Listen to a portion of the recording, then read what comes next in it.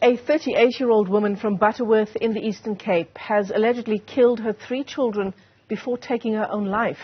Now, according to police, the motive for the deaths are unknown at this stage, but there is speculation that she may have been driven by her socio-economic conditions. Let's bring into the conversation the director of the Kula Community Development Project, Petros Majola. It's great to talk to you, albeit under these circumstances. I understand that you've been in touch with the family of this woman and these 3 children.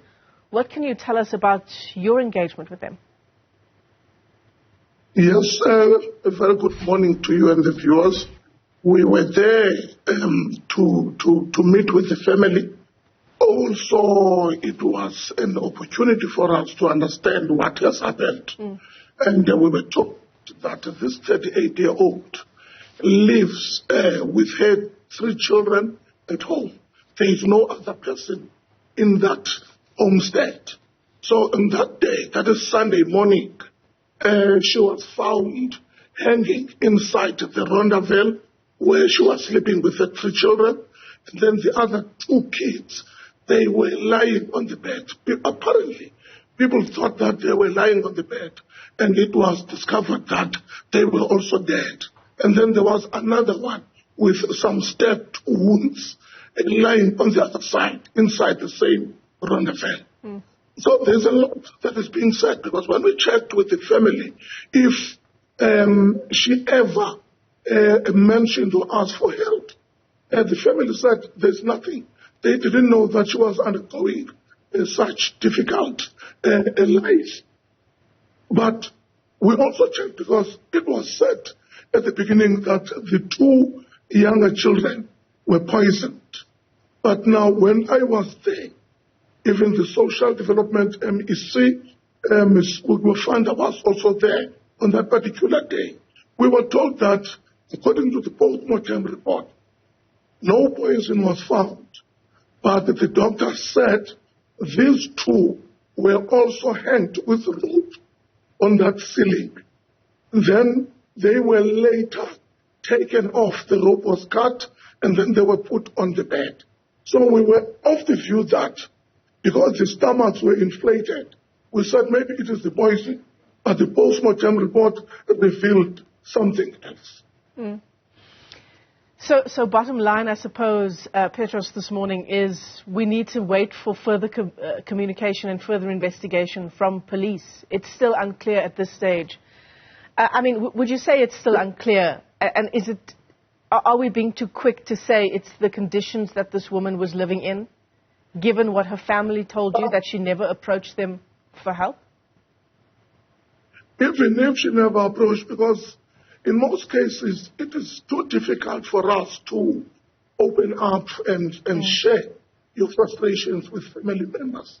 So I wouldn't say, but I would rather say let us wait until the investigation is concluded, because what I'm trying to read out of all this thing that has happened is that, how did she manage to hang the 2 children on the ropes?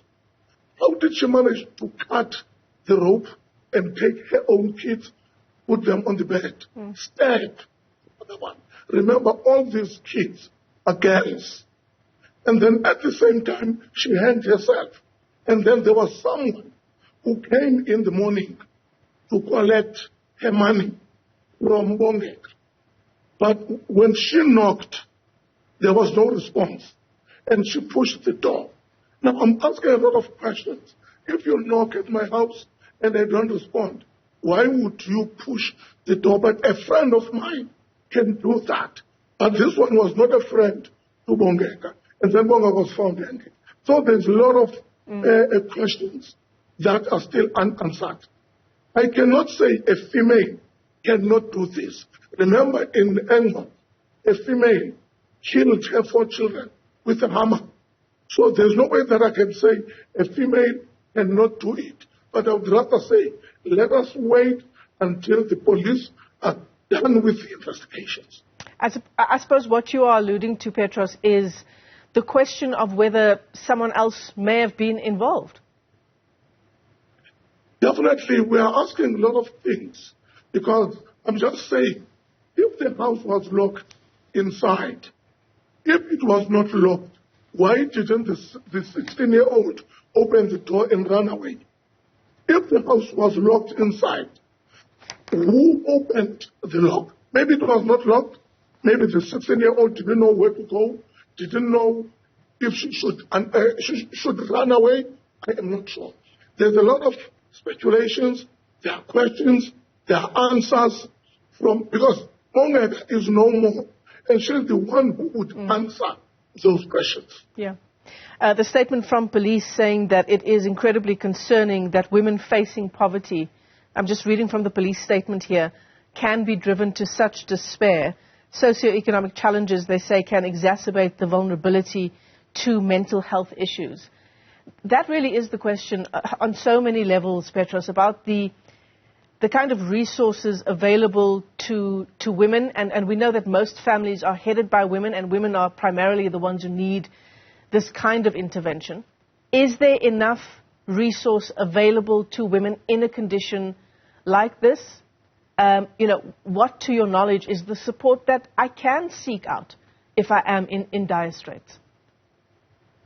I always maintain in my statement that as we have what committees, what councillors, you name it, people who are village-based, we should empower those people so that when they are in their own villages, they can also do that door-to-door and also not only look at the conditions of the roads, at the human settlement programs, but also in the social ills, so that they're able to pick up those problems and escalate them to relevant departments. It is not enough. There are some programs that the government is doing, but they will never be enough if the communities are not helping each other. Absolutely. Petros Majola, let me thank you for weighing in on what is such an incredibly tragic story this morning. Petros is the director of the Kula Community Development Project. As we track what is such a devastating story, a 38-year-old mother from Butterworth having killed her 3 daughters and herself as well. Police are still investigating.